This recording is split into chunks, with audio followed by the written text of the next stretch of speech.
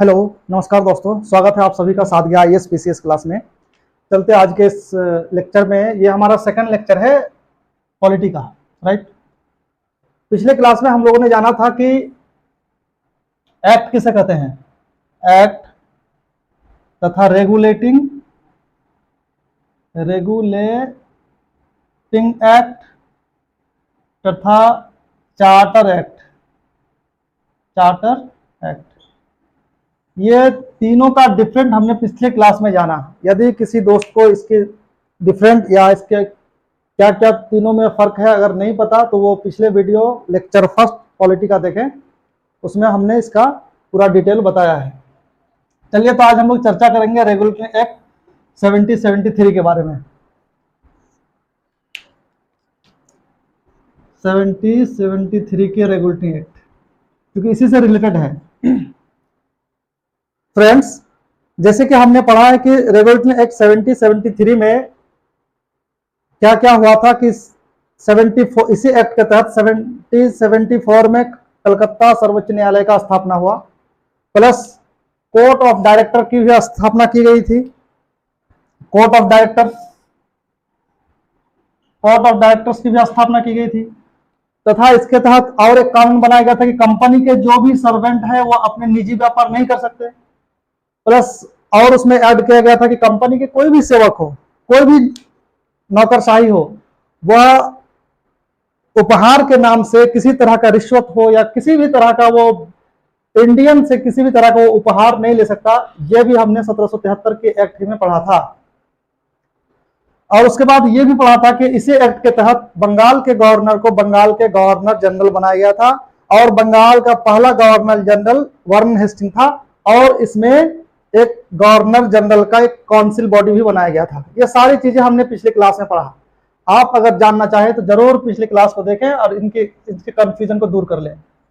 Okay, उसके बाद क्या हुआ दोस्तों कि ब्रिटिश संसद ने, ब्रिटिश पार्लियामेंट ने कुछ कमी महसूस की कि जो एक्ट पहले बना था 1773 कंपनी को चलाने के लिए, उसने सोचा कि इसको थोड़ा संशोधन किया जाए। इसमें संशोधन करने के लिए एक एक्ट पास किया गया ब्रिटिश पार्लियामेंट में, जिसका नाम हुआ 1781 का संशोधन अधिनियम।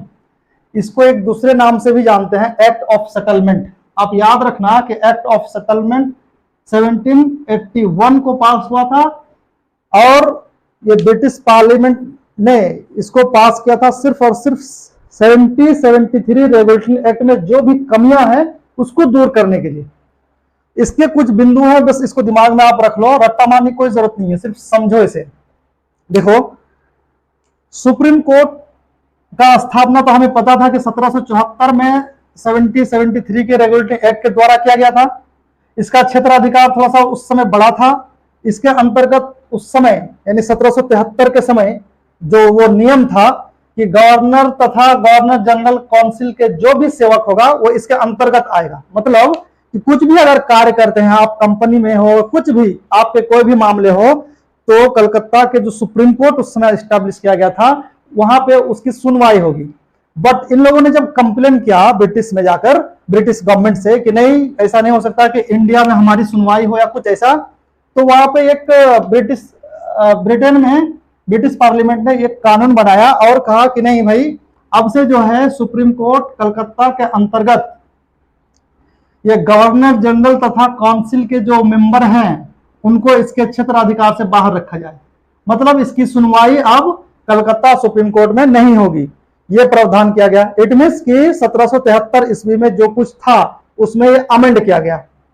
फिर उसके बाद कहा गया कि कंपनी के अन्य सेवक जो है और जो भी सिविल सर्वेंट है वो भी इससे, इनके क्षेत्राधिकार से बाहर रहेगा। यानी कि सुप्रीम कोर्ट के जो न्यायिक क्षेत्राधिकार है उससे कंपनी के सेवक हो या फिर गवर्नर जनरल हो या फिर काउंसिल के मेंबर हो, कोई भी इसके क्षेत्राधिकार में नहीं आएगा। उसी तरह 1773 में कहा गया था कि जो भी सिविल या न्यायिक या फिर राजस्व संबंधित जो भी मामले होगा वह भी ये कलकत्ता सुप्रीम कोर्ट के अंतर्गत आएगा। बट जब ये अमेंडमेंट पेश किया गया तो इसमें कहा गया कि अब नहीं, अब जो है राजस्व वसूली से मामले जितने भी होंगे या फिर राजस्व संबंधित जो भी मामले होंगे वह भी सुप्रीम कोर्ट कलकत्ता में सुनवाई नहीं की जा सकती, वो भी उसके क्षेत्राधिकार से बाहर रखा गया। इसका मतलब ये पूरी तरह से गवर्नर जनरल और उनके कर्मचारियों को सुप्रीम कोर्ट से फ्री कर दिया गया। उसी तरह एक और नियम बनाया गया कि जो अभी कोलकाता के नाम से हम लोग जानते हैं, पहले कलकत्ता कहा जाता था, कहा कि इसके अंतर्गत जितने भी निवासी हैं, कलकत्ता में जो भी लोग रहते हैं, वह अब कलकत्ता सुप्रीम कोर्ट के न्यायिक क्षेत्राधिकार में होगा। कोई भी कानूनी प्रावधान, कोई भी कानूनी न्यायिक संबंधी कोई भी मामले होंगे, अब ये कलकत्ता के सुप्रीम कोर्ट में जाके सुनवाई होगी। तथा एक चीज और बनाया जिसे आपको याद रखना बहुत जरूरी है कि हिंदू धर्म के मामले यानी धार्मिक मामले, आप याद रखना, हिंदुओं के मामले उनके निजी कानून यानी धार्मिक निजी कानून के हिसाब से, तथा मुसलमानों का उनके निजी कानून यानी धार्मिक निजी कानून के मामले के हिसाब से सुनवाई का प्रावधान किया गया। इट मीन्स कि जो भी व्यक्तिगत पर्सनल लॉज होंगे, वह जो दोनों धर्मों के अलग अलग लॉज होंगे और उनके धर्मों के अकॉर्डिंग सुनवाई होगी। ये मामले, यहाँ पे एक क्वेश्चन हो सकता है कि सबसे पहले पर्सनल लॉ, यानी अभी जिस तरह Muslim personal law board, Hindu personal law कानून, तो अपना पर्सनल लॉ धार्मिक निजी मामले निजी कानून जो है, ये सबसे पहले कब आया था इंडिया में, कब इसकी शुरुआत हुई? तो आप कह सकते हो आराम से 1781 ईस्वी में प्रथम बार जो है पर्सनल लॉ का प्रावधान किया गया था। उसी तरह एक और इंपॉर्टेंट चीज किया गया कि प्रांत, उस समय तो इंडिया में प्रांत भी बटे हुए थे, ब्रिटिश सरकार अपने क्षेत्र में राज कर रहे थे, और प्रांत में रजवाड़े, रजवाड़े कहा जाता था उनको, वो अपने हिसाब से गवर्नर कर रहे थे, बट उनका देखरेख ब्रिटिश सरकार कर रही थी। तो उनके लिए क्या किया गया?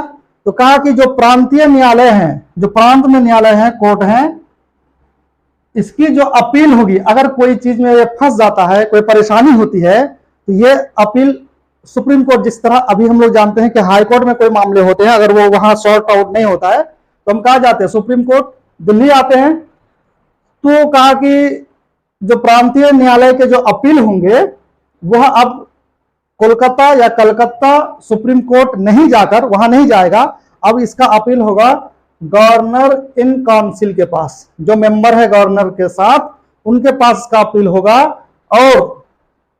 और ये गवर्नर इन काउंसिल ही क्या करेगी? इसकी सुनवाई करेगी, और इसको यह भी अधिकार दिया गया कि प्रांतीय न्यायालय के लिए जो भी नियम बनाएगा, नया कानून हो या उसको चेंज करना हो, तो कौन करेगा? अब कहा कि गवर्नर इन काउंसिल ही करेगा, ना कि कलकत्ता के सुप्रीम कोर्ट। तो बंधुओं, ये कई बिंदु हैं, इसको आप याद कर लो, याद नहीं, एक दो बार अगर आप चाहो तो स्क्रीनशॉट ले लो और इसको सिर्फ सरसरी निगाह पे देख लो।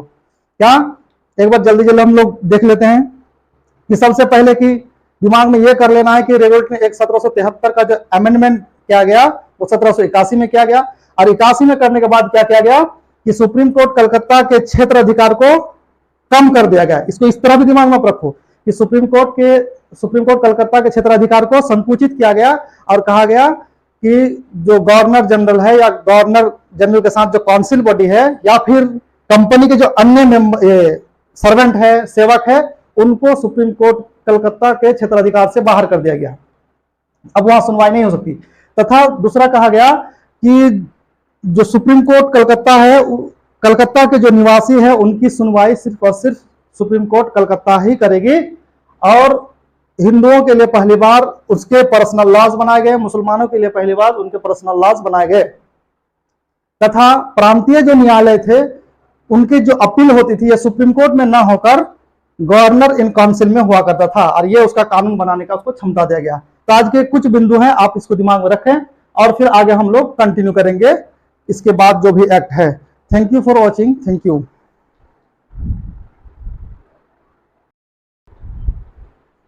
हेलो दोस्तों, यस, हम लोग कंटिन्यू ऑन करते हैं। हमने जाना कि 1773 का एक्ट में सुधार हुआ था 1781 के नियम से, और हमने ये भी जाना कि 1773 के एक्ट में क्या क्या हुआ था। इसको रेगुलेटरी एक्ट कहा गया और 1781 को एक्ट ऑफ सेटलमेंट कहा गया। ये आप जरूर याद रखना। अब देखना कि 1786 में क्या हुआ। कुछ नहीं हुआ, दो ही इंपॉर्टेंट चीज था। आप एक चीज जानो कि 1786 से पहले क्या होती थी ना, कि काउंसिल जो होता, गवर्नर काउंसिल, इनकी बातें जो भी गवर्नर हुआ करते थे उनको मानना पड़ता था, बाध्य थे वो। उनकी जो भी निर्णय हुआ करता था उनके लिए वो बाध्य होते थे। गवर्नर जनरल बंगाल का जो हुआ करता था वो इसके बाहर निर्णय नहीं ले पाते थे, तो उनके लिए एक बाउंडेशन था ये। और क्या था कि सेनापति का अपना फ्रीडम था, सेनापति अलग से नियुक्त हुआ करता था 1786 से पहले। इन दोनों बातों को याद रखना। लेकिन क्या हुआ ना दोस्तों कि जब 1786 ईस्वी में लॉर्ड कॉर्नवालिस इंडिया यानी भारत आए और उसे बंगाल का गवर्नर जनरल जब नियुक्त किया गया, तो उन्होंने कहा कि भैया हम इतना बंधन के साथ काम नहीं कर सकते, हम तो फ्रीडम के साथ जीने वाले हैं और फ्री होकर काम करेंगे। उसने कहा कि हमें जो है ना काउंसिल ऑफ गवर्नर, जो गवर्नर काउंसिल जो है उनकी जो निर्णय होगी उनको हम नहीं भी मानेंगे, इसकी फ्रीडम हो, हमें उनके निर्णय मानने के लिए बाध्य न किया जाए। दूसरी बात उन्होंने कहा कि जो सेनापति है इसका कमांडर इन चीफ यानी सेनापति, जिसे हम इंग्लिश में कमांडर इन चीफ कहते हैं, ये मैं खुद बनूंगा, यानी इसका पद मेरे पास रहेगा। मेरे ऑर्डर से जो भी डिफेंस का काम होगा, वो पुलिस विभाग का जो भी काम होगा वो मैं खुद निर्णय लूंगा और मेरे हिसाब से चलेगा। तो आप याद रखना कि सबसे पहले कमांडर इन चीफ का पदभार गवर्नर जनरल को दिया गया, किस एक्ट के तहत, तो आप कहेंगे 1786 के एक्ट के तहत। तथा गवर्नर इन काउंसिल के निर्णय को नहीं मानने का अधिकार सबसे पहले गवर्नर जनरल को मिला, किस एक्ट के तहत, तो 1786 के एक्ट के तहत। तथा सबसे पहला व्यक्ति जो इन चीजों का मांग किया था वो गवर्नर जनरल कौन थे, तो लॉर्ड कॉर्नवालिस थे। इन बातों को याद रखना आप। इसके बाद फिर हम कंटिन्यू ऑन करेंगे। तब तक के लिए थैंक यू, आप सभी का धन्यवाद।